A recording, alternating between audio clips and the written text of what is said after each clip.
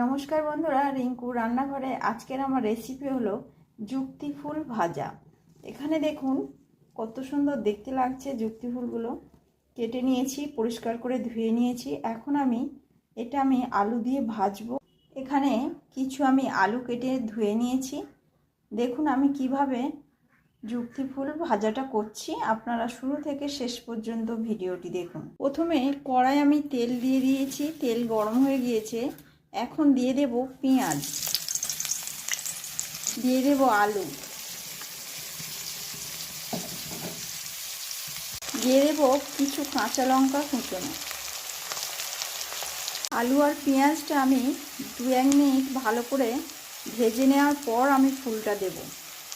আমি দিয়ে দিয়েছি 1/2 চামচ হলুদ গুঁড়ো, 1/2 চামচ লঙ্কার গুঁড়ো, 1/2 চামচ লবণ। এবার আমি ফুলটা দিয়ে দেব। দেখুন বন্ধুরা, ফুলটা আমি নাড়ছি, তো ফুল থেকে এত সুন্দর একটা গন্ধ বেরো উঠছে, খুব ভালো লাগছে। আপনারা কে কে এই ফুল ভাজা খেতে ভালোবাসেন আমাকে কমেন্টে জানাবেন। ফুল ভাজা আমার হয়ে এসছে। এখন আমি দিয়ে দেব জিরে আর ধনের গুঁড়ো 1 চামচ। দেখুন বন্ধুরা, ফুল ভাজা আমার হয়ে গিয়েছে। তো আপনাদের যদি ভালো লাগে পাশে থেকে একটা সাবস্ক্রাইব করবেন।